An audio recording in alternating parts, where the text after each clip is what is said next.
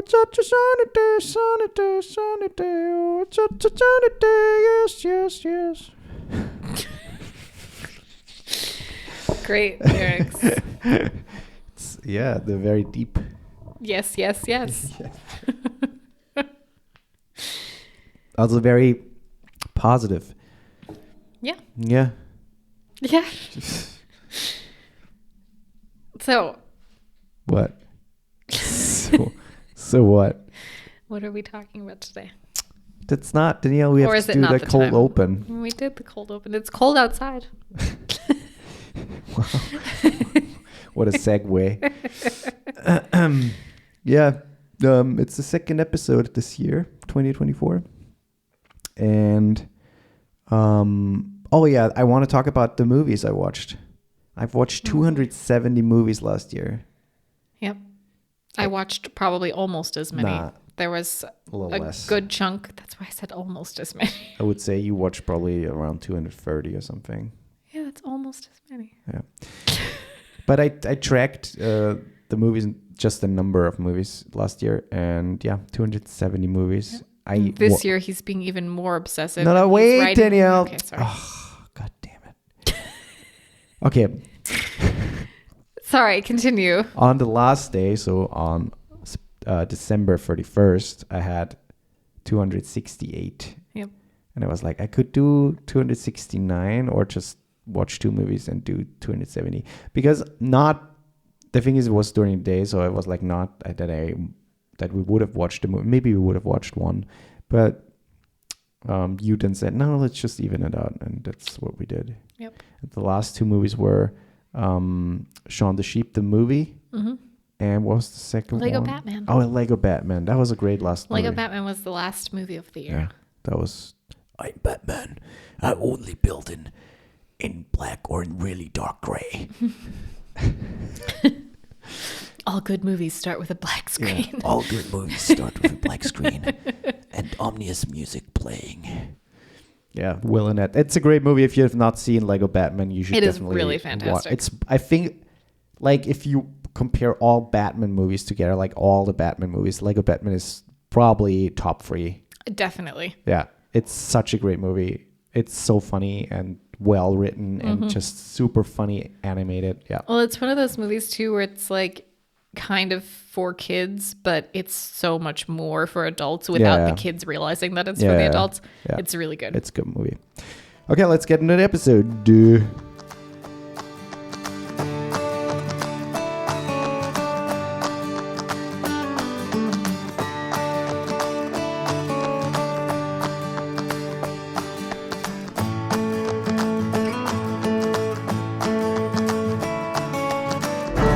And we're back. So this year, though. Yeah, so this year he decided to be even more obsessive about it. Not really. Yeah, it's pretty obsessive. How is it obsessive? Because you have like a spreadsheet now. Yes. So instead of just like a counter where you just tap a button and it counts. Yeah.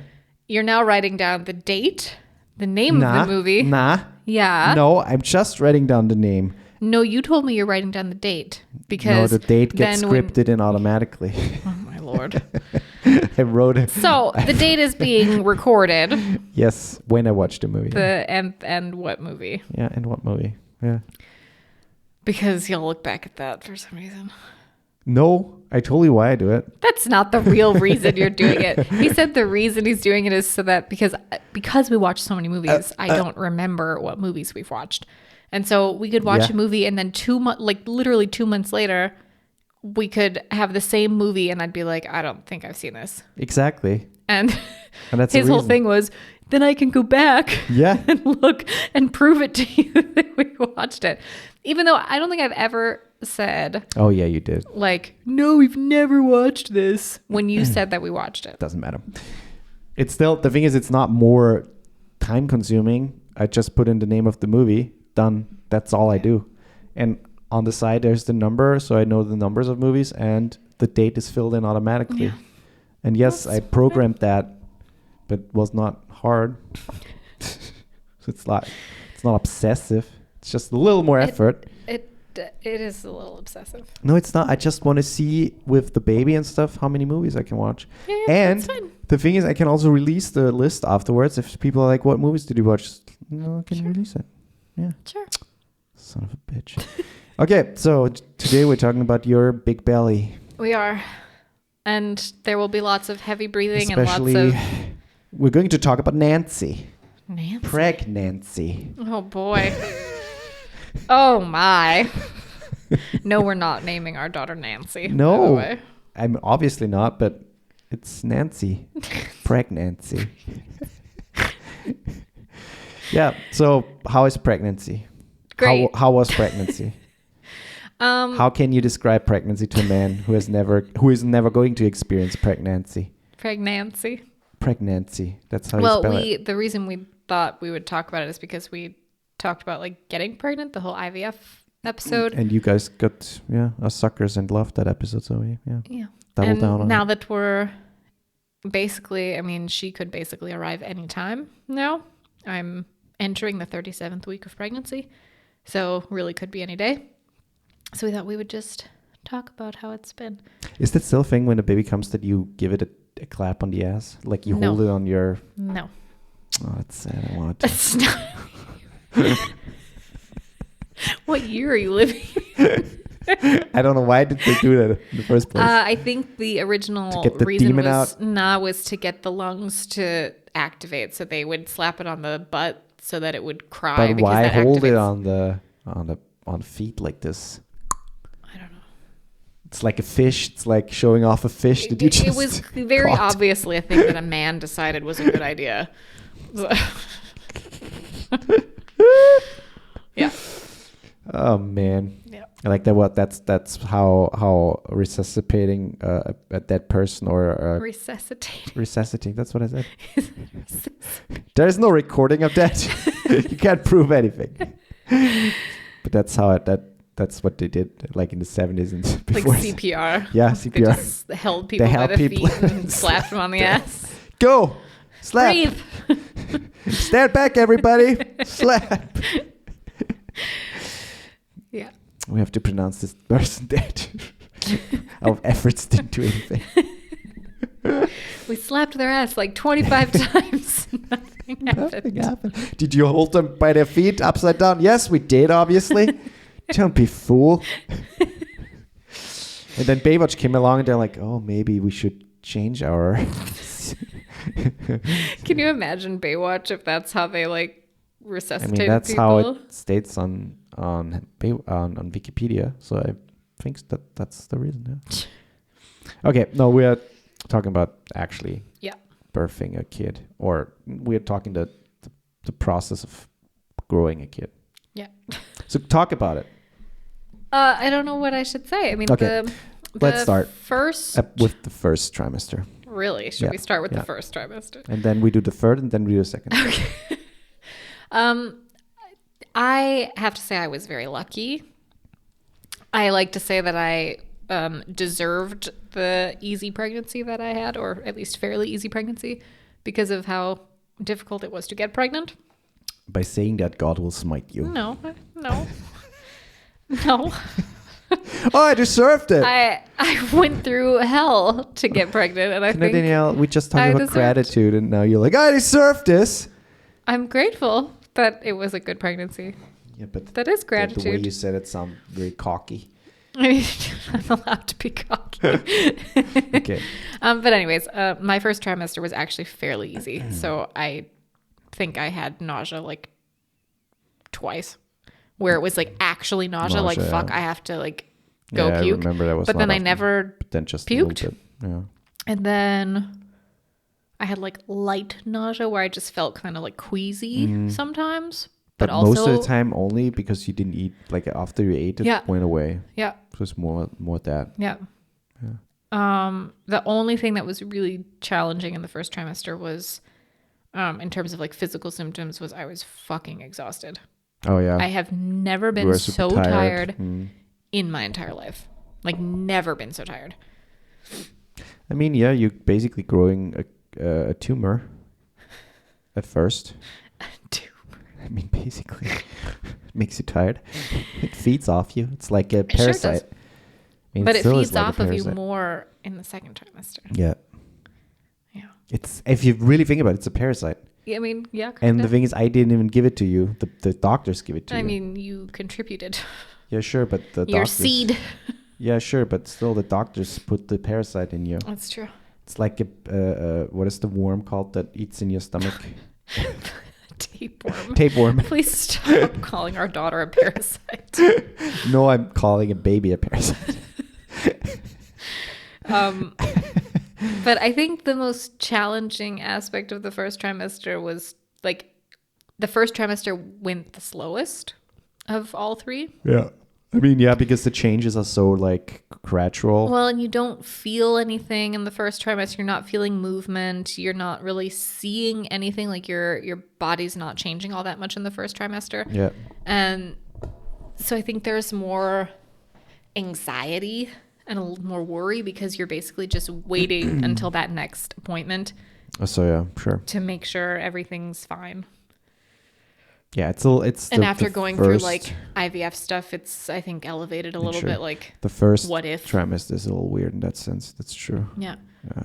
And you don't really, I don't know, I didn't really feel pregnant in the first trimester. But I think that's normal. I don't know how to. I mean, yeah, I don't know. Maybe sure. Yeah. I can't say what it feels like to be pregnant. You can't. Yeah. What was the first trimester like for you? My boobs hurt a lot, actually. Oh, my boobs really Yeah. actually did hurt Yeah. quite a lot. I know they forgot that. I mean, That was my first sign that it worked because my boobs were really fucking sore. the first trimester was okay. We had some appointments, and some of them were exciting. You know, when you hear when you see the heartbeat for the first time and stuff like That that. was so nuts. We had our first one typically in a I don't want to say normal pregnancy, when you conceive naturally. Mm-hmm.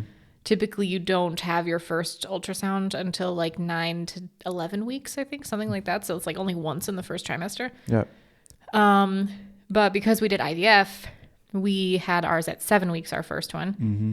And you don't see all that much at 7 weeks, but you see like this little kidney bean looking thing, and you can see the heart beating at 7 weeks. And That's pretty that was crazy. so fascinating Yep. to see like, whoa, there is an actual heart in this thing and it's beating and it's fucking nuts. It's living obviously at that point. I mean, it's living way before that, but it has no like consciousness or whatever. You know, it's not like a sentient being in the sense that it feels something, because there's no nervous system. There's nothing around it. So not to... I mean, there is kind of a nervous system, otherwise there'd be no heart.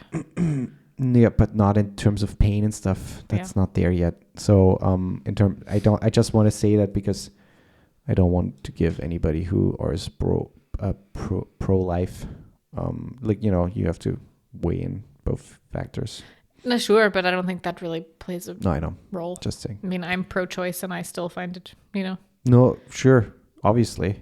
fascinating. It is very fascinating. It's fucking, I think that's the most interesting part in the first 2 trimesters, to see it growing, or to, It's so nuts. and then with your app to compare it to, okay, this is how big it is right now, and those are all the things that are developing right now, and this is what it can do already. Like at some point you said it can drive a car now and stuff like that. That's like, that's fucking nuts. You think no, about a not fetus not only driving a it car? can drive a car, it has a car. Like, Oh, it has a car. yeah.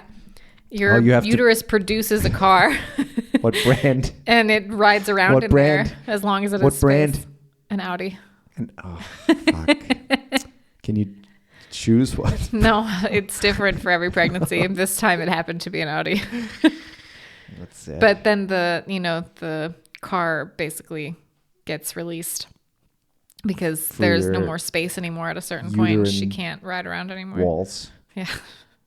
It gets absorbed into the placenta. It comes out with the birth. Science. It's basically a Matchbox car. Yeah. So all the Matchbox cars are not made; they're produced by women who are pregnant. If you look at the Matchbox logo, it's a pregnant woman. Okay. Second boy. trimester. Second trimester. That was my favorite trimester. Which because you were still able to do shit. most people say that's their favorite trimester. I get it. But because it's the most chill one, I mean, you start to feel things. I think I felt I'm pretty sure I felt the first movements around 16 weeks, but I wasn't sure. It's so hard to know, like, what's that? What's a baby movement and what's like my stomach stuff. It's the poop. Okay. But I'm almost positive the first one around 16, 17 weeks. And that's just super fun in the beginning to feel like these little, people describe them as flutters. I describe it as like gas that's not gas. But that was super fun to feel that for the first time. And then, like seeing your body change and your stomach get bigger and you get all of a sudden like this little bump, and it feels so big when it's this tiny bump. And now I look back at the pictures, I'm like, fuck, that was like nothing. That was really nothing. No bump there. Yeah. But you're still so excited about it. And, your clothes stop fitting and you get new clothes. And it's just it's a very fun time. Yeah. Most of the symptoms that are bothersome are pretty much gone in the second trimester. Yeah. And you have more energy. You can still do basically everything. Yeah. I really liked the second trimester. And like you said, all of the appointments, with every single appointment, you see something new and you see like how different the baby looks and all of these like new parts. I remember the 9th, you weren't there for that one, but the 9th week ultrasound. Why wasn't there? Was on the boat? Not 9. Because that would have been first trimester still. That's when you were on the boat, yeah. Doesn't matter. There was one where it's like all of a sudden her hand is like a hand. Where you see like, oh, she has fingers. And before it just kind of looked like this little nub. And it's just so it's fascinating to see all of that and to, yeah, it's just cool. And the third trimester, I mean, we are not done yet, but so far. No, what do you do? Okay. I mean, the second one was also more fun for me in terms of, because you were able to do things still and you weren't as nimble. Nimble's not the word you're looking for. I liked it though. Yeah, but nimble is the opposite of what you mean. I know, but I like it in that sense. Definitely not nimble anymore. But I like it in that sense. How it sounds, I like nimble. I like the word nimble. Okay. Yeah. I was more nimble in the second trimester. But that's what I'm saying. You were more nimble. That's what I just said. That's what you said. You weren't as nimble. You weren't Oh, you were more nimble. I was more nimble. That's what I meant, actually. Yeah, that's what I meant. And you were able to do more stuff by yourself, and now I have to help you.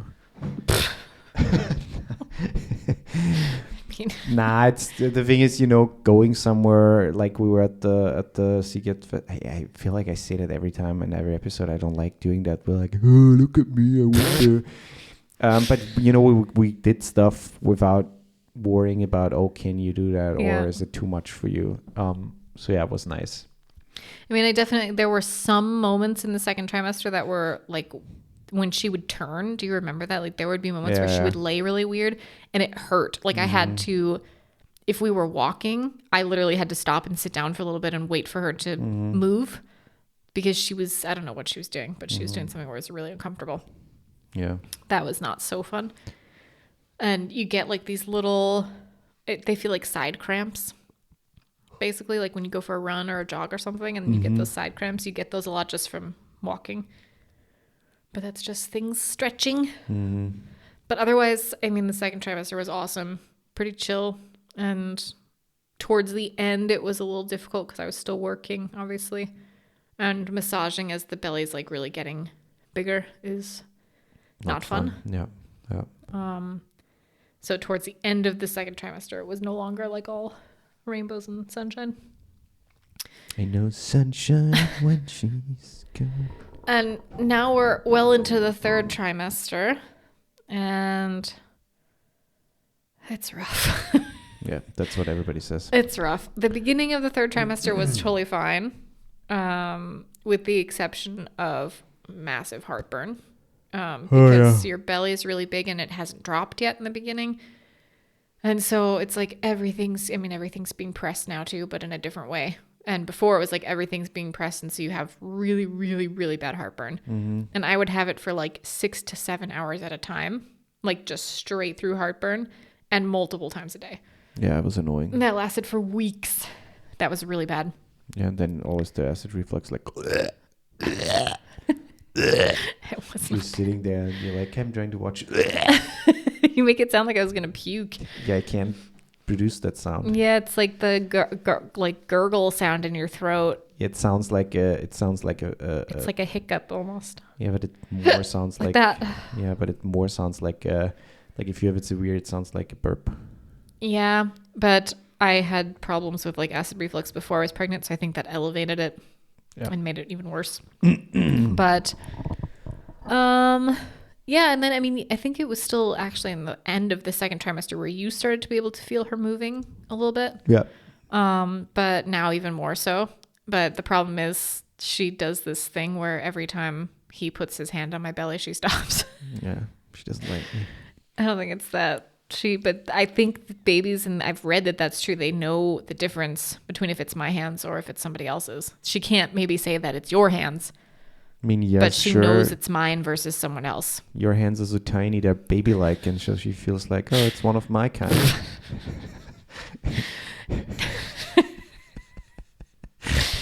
But she doesn't stop when I do it, so she keeps kicking when I put my hands there. Yeah. But the third trimester is really fun because you can see it. So like you see when she's moving around, and like my belly moves around like crazy, and it's so fun. And sometimes there are some really big movements where you find they're so fast. So it's like if you miss it, you really miss it. Like it's not going to happen again right away. But there was one that you saw when Libby and Leslie were here where it was just like insane. Yeah. So crazy. Like we actually saw a hand coming out, wave at us, take the remote and some fries we had on the table and go back in. Yeah. Yeah. That's pretty nuts. It's a really cool sensation. So if someone like would ask you, would you recommend being pregnant? If you want to be pregnant, yeah. So you would recommend Nancy. That's what the cool kids call it. Yeah, but we didn't finish the third trimester. Oh, we didn't. Sorry. No. I was too fast. Yeah. What? No, I mean, right now, so I think I said this already, I'm in the 37th week. And it's a lot now. So she's dropped, which means that the belly moves down a little bit. So it's basically getting ready for birth. Yeah, it looks like a ball sack. Like just one. But it's like a significant difference. You know, the belly sits a little higher up for a long time, and then all of a sudden it moves down. Yeah. And so it's moved down, which makes even little things like sitting a certain way. I can't cross my legs anymore. I can't sit up straight because my belly rests on my thighs, and it's super annoying. Or like walking up the stairs, my leg movement is less. Like I can't walk up a big step because it's my belly. It's very uncomfortable. Putting on socks and shoes and pants is horrible. Yeah. Breathing, as I'm sure you've probably heard multiple times throughout this book. Yeah, when she's doing something, and I'm like, who is? Oh, yeah. I mean, all of your organs get pushed together, so it's like everything's compressing on my lungs and my rib cage, and so I can't. You are out of breath so quickly. Yeah, but I don't know. Otherwise, besides those things and sleeping is not great right now. Yeah. But that's really only been the last week and a half, 2 weeks. But a little longer. I mean, sleeping has been an issue longer. Yeah. But all of the other things where I'm like, yeah. where it's gotten me to the point where I'm like, okay, I'm done. Like, she can come now. Yeah. That's been like 1.5 weeks ish. Yeah. Where it's really like, okay, we're at the end.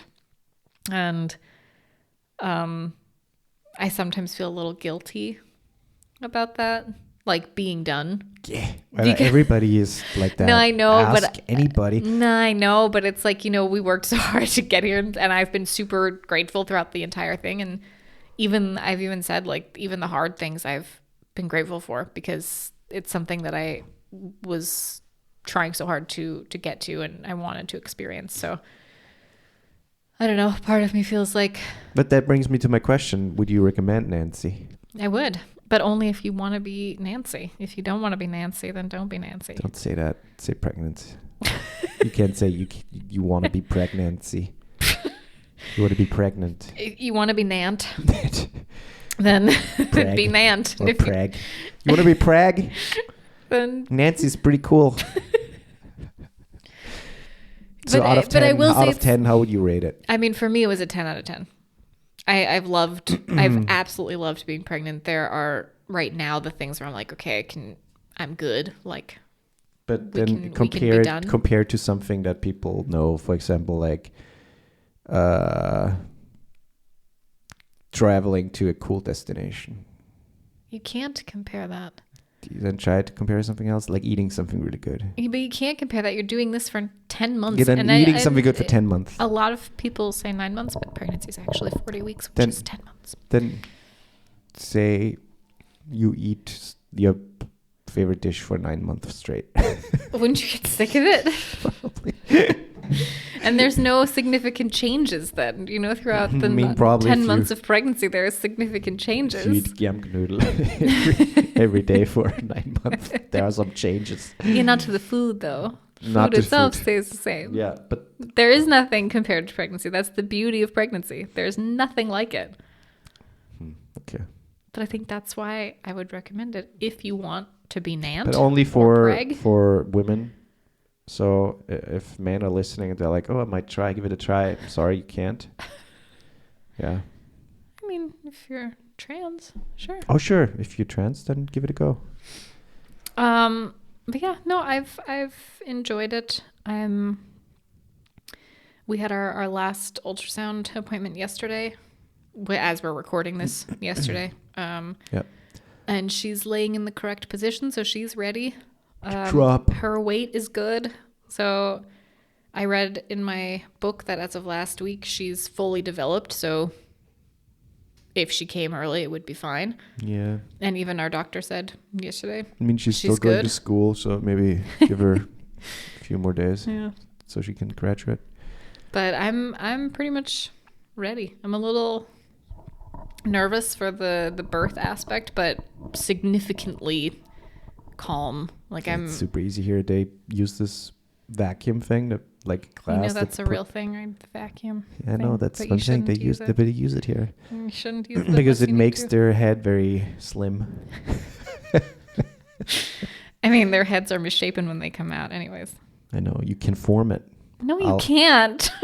Yes, you can. Did you know Family that? Guy? Are you prepared for to see your child with a pointy head, because her head will probably be kind of pointy. Have you seen the Family Guy episode where Stewie jumps in the bed and has a normal head? And and then he hits the ceiling, and that's how he has the football-shaped head. I've seen it. Yeah. So you can change the baby's head shape. Sure, just hit her. I already have some shapes in mind. Okay. A penis? No, obviously not. But like a moon or something. A moon? Like a half moon. No. A crescent moon. Or a star. Well, like how was the third trimester for you? Because that's also probably a significant difference for you than the second. Like you said, you have to do much more. Granted, I will say I am doing quite a lot for how pregnant I am. The thing is, it's okay compared to other pregnancies, like my cousin, where his partner had to stay in bed for the entire third trimester, 8 weeks or whatever it was. Yep. Yeah, I'm pretty lucky with that stuff. And the thing is, I am not complaining at all. I love to do the stuff that I do, love to clean. And if you can't help right now, that's fine. And I mean, I'm still I leave pretty your side active. of the bed uncleaned until you can do it again. I'm still pretty active, I would say, for being as pregnant as I am. Yeah, you are. I walk You talk a lot every day. I take the dog now for shorter walks because I can't really do the long ones anymore. I cook almost every day. That's true. We still cook a lot, yeah. And I try to help with some things around the house when I can, folding laundry and things like that. I feel like I'm staying fairly active. No, you're still useful to me. That's true. And I also think, maybe correct me if I'm wrong, but I also think you've lucked out in terms of hormones, because I don't think I've been crazy that's hormonal true. like you see. I mean, but I've granted, I don't know hormones into you every single day before you woke up. So. Well, you hear, I mean, it's mostly in like movies and TV, but you see like pregnant women are like super hormonal and cry a lot and, react kind of crazy to certain situations. And I have actually seen that be the case, because your hormones are going crazy. Yeah. But I've had pretty few days, I feel like, where my hormones have gone nuts. Yeah. I had one a couple days ago, but I told you about it because I was like, I want to be preemptive here just in case I like snap or something. Yeah. And you definitely feel it when it happens. Like I feel when my hormones are like firing like crazy. Yeah, I can feel it. But otherwise, I think you've had that at least pretty easy, which is good. Because I would have felt bad if I it's true. was a crazy person throughout the pregnancy. Yeah. I commend you for doing it. Commend. That's what I said. I commend you for doing the pregnancy. Thanks. And for staying virile and strong and prosper. Just throwing words around now. Yep. No, but the thing is, it's a thing that I think, and that's true, like seeing everything that happens, a man could never do. I'm serious. I think a man could, but I think that they would not do it as gracefully. After 3 days, they're like, cut it out, doctor. It's probably that. And even the birthing process, it's going to hurt a lot, and you shit in front of people, all that stuff. And I try to remind you of that once a day. That doesn't bother me anymore. I remember an earlier episode of the podcast after we had announced the pregnancy, and you were talking about it, and I was like probably pissy with you about that and like embarrassed. But now I kind of don't give a shit if that happens. It's, it is a thing that happens to a lot of women once at least, or maybe twice, or maybe 3 times. And it's a natural thing. And all the people who are there are professionals, and they see that multiple times a week, 1,000 times a year, and it's their work. Like a zookeeper shovels shit. It's the same thing. Somebody has to clean that shit. Yeah. There's someone waiting for the shit. You sure? Yeah. Like it's like at the tennis court they're where not waiting for yeah, sure. They're like the 2 boys standing on the side of the room, and once shit, one of them runs and grabs it. Oh boy! Like at the tennis court with the balls. If the ball hits the net, one of the boys runs and they switch sides. So what you were saying was? No, but I'm very proud of you. Thanks. And I'm excited to meet that little alien.